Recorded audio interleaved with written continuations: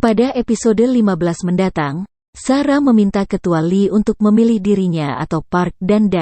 Ketua Lee jelas memilih Dan orang yang dia sayang dan dia perlukan untuk anak-anaknya. Bahkan Ketua Lee juga menyuruh Sarah memilih apakah dia akan tetap bekerja dengan Park Dan atau mengundurkan diri. Sarah yang semakin emosi mendengar jawaban Ketua Lee ini pun kemudian mengakui perasaannya, dan berkata apakah Ketua Lee pura-pura bodoh dan tidak menyadari perasaannya untuknya?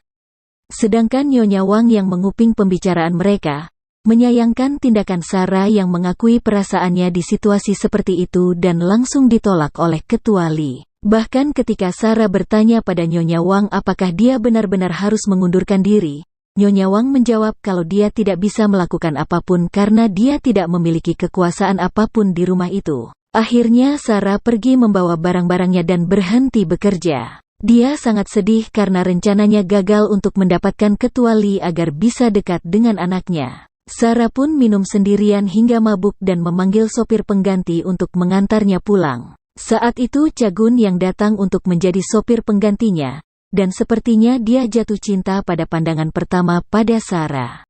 Kemudian Dan menghadiri pesta peluncuran pakaian milik Anakim. Ketua Lee yang melihatnya ini pun sangat terpesona dengan kecantikannya. Bahkan Ketua Lee diam-diam melirik ke arah Dan sesekali dan terlihat sangat bahagia. Sementara itu ketika Seryeon dan Pyung Sok sedang fitting baju pengantin, tiba-tiba saja Pyung Sok pergi meninggalkan Seryeon yang sedang mencoba gaun pengantin. Ternyata dia menemui kekasihnya saat itu dan membohongi Seryeon kalau dia sedang ada urusan mendesak di rumah sakit. Seryeon yang belum mencurigainya ini pun langsung mempercayai perkataannya dan memintanya untuk menghubunginya jika sudah selesai bekerja. Sementara itu saat Ketua Lee dan Park Dan bertemu, dia berkata kalau Ketua Lee terlihat seperti seumuran dengannya. Ketua Lee pun memintanya untuk memanggilnya Opa jika dia benar-benar seperti seusianya. Tanpa ragu, Dan pun memanggilnya Opa dan membuat mereka tersipu malu. Sedangkan Sarah yang menyaksikan kedekatan mereka ini pun semakin cemburu. Dia menghampiri Ketua Lee dan bertanya,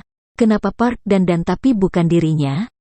Bahkan Sarah mencoba merayu Ketua Lee dengan memeluknya dan meminta Ketua Lee untuk memberinya kesempatan.